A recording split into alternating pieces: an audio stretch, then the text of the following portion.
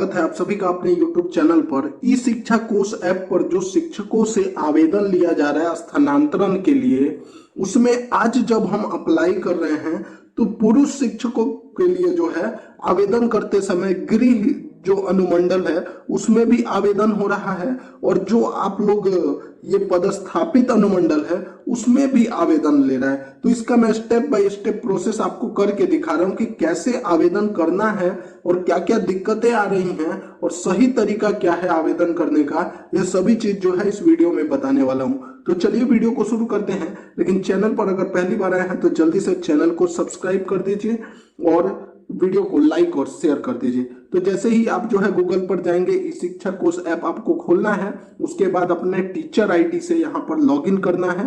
अपना login ID डालिए, password डालिए, यहाँ पर जो है कैप्चा डालिए। इसको कैप्चा को सही तरीके से यहाँ पर सॉल्व कीजिए। उसके बाद साइन इन करना है। साइन इन करने के बाद आपके पास ऐसा इंटरफेस खुल के आ जाएगा। यहाँ पर बहुत सारा ऑप्शन है, आपको कौन से वाले ऑप्शन पे जाना है, टीचर ट्रांसफर, और इसमें आपको जो है ट्रांसफर एप्लीकेशन फॉर्म पर क्लिक करना है। जब ट्रांसफर एप्लीकेशन फॉर्म पर आप क्लिक करेंगे तब आपके पास कौन सा ऑप्शन मिलेगा, तब आपके पास जो है ओटीपी आएगा। ओटीपी आने के बाद जो है, जैसे ही आपके पास ओटीपी आएगा, ओटीपी डालना है।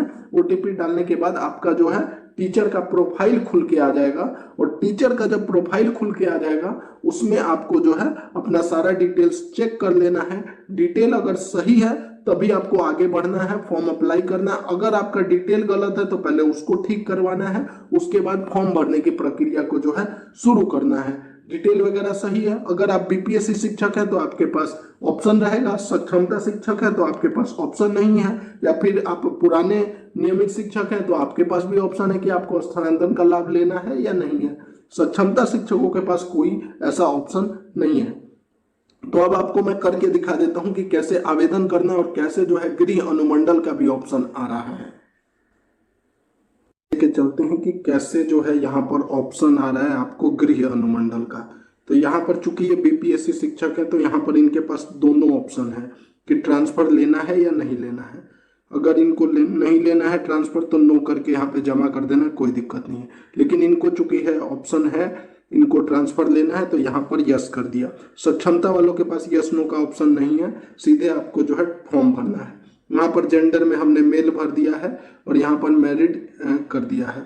अब देखिए यहाँ पर जो है आगे की प्रक्रिया देखिए, एक एक स्टेप देखिएगा तभी आप जो है समझ पाएंगे। यहाँ पर आप किस आधार पर, तो यहाँ पर सिंपली हमने मेल टीचर पुरुष शिक्षक कर दिया है। होम स्टेट बिहार कर दिया, और यहाँ पर जो है अर्बन लोकल बॉडी नगर निकाय का जो है हमने चूज कर लिया। डिस्ट्रिक्ट यहाँ पर पूछा है तो ये सारण डिस्ट्रिक्ट से है तो इनका यहाँ पर सारण डिस्ट्रिक्ट हमने चूज कर लिया। नगर निकाय कौन सा है तो यहाँ पर हमने जो है इकमा बाजार चूज कर लिया। वाइफ का नाम जो भी है, मान लीजिए XYZ जो भी है, हमने कर दिया यहाँ पर XYZ नाम रख दिया। उसके बाद होम स्टेट इनका भी बिहार है, बिहार कर दिया। उसके बाद देखिए यहाँ पर जो है यहाँ पर नगर निकाय कर दिया।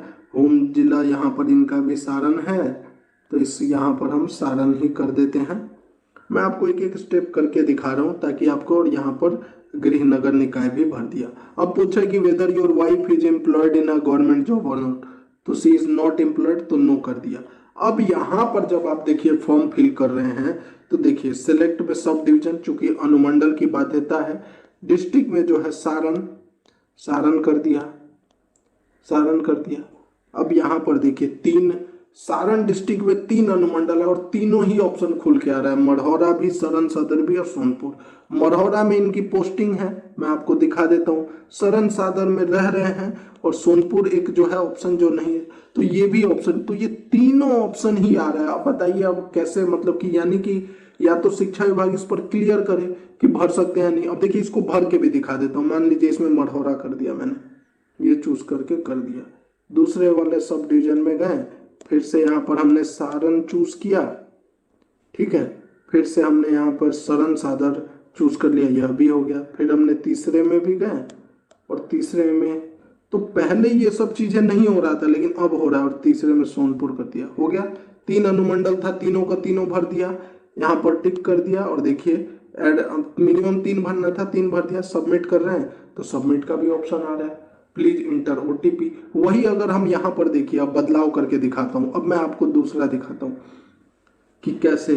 अब यहाँ पर हमने अर्बन नगर निकाय किया था, पंचायत कर दिया हमने, पंचायत कर दिया और सेम भरेंगे। देखिए सेम आपको करके दिखाऊंगा। सारण यहाँ पर भर दिया, गृह अनुमंडल जो है सारण सदर था तो सारण सदर कर दिया, गृह प्रखंड जो है एकमा था एकमा कर दिया, गृह पंचायत जो है यहाँ पर जो है, यहाँ पर पंचायत ही नहीं है इसमें तो, लेकिन इसके आसपास वाला चलिए हमने ये भर दिया। चूंकि इसमें कोई भी मतलब पुरुषों के लिए तो है नहीं, वाइफ का नाम सेम भर दिया, सेम कर दिया। यहाँ पर भी हमने पंचायत कर दिया, यहाँ पर भी हमने सेम चूज करके, बस यहाँ पर चेंज कर रहे हैं हम।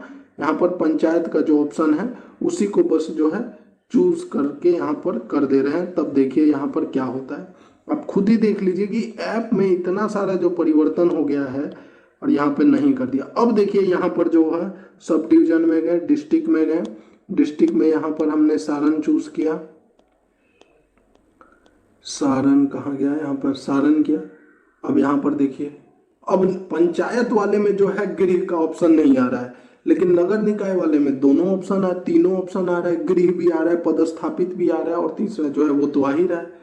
तो ये क्यों हो रहा है? तो क्या अब इसका मतलब यह है कि अब भर सकते हैं, इसको क्लियर करना चाहिए, क्योंकि पहले दिन जो मैंने आपको भर के दिखाया था उसमें नहीं आ रहा था ऑप्शन।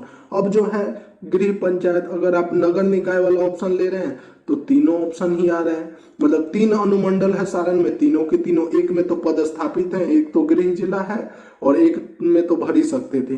तो ये 2 कैसे आ रहा है, अभी इसको क्लियर करना चाहिए। और यहाँ पर जो एक ये यूजर गाइडलाइन दिया हुआ है, इससे कुछ भी क्लियर नहीं हो रहा। इसमें जो है यूजर गाइडलाइन यही पुराना वाला है, इसका कोई मतलब ही नहीं है। ये जो लिखा हुआ है स्टेप बाय स्टेप, इसको पढ़ के हमने देख लिया, कोई दिक्कत नहीं है।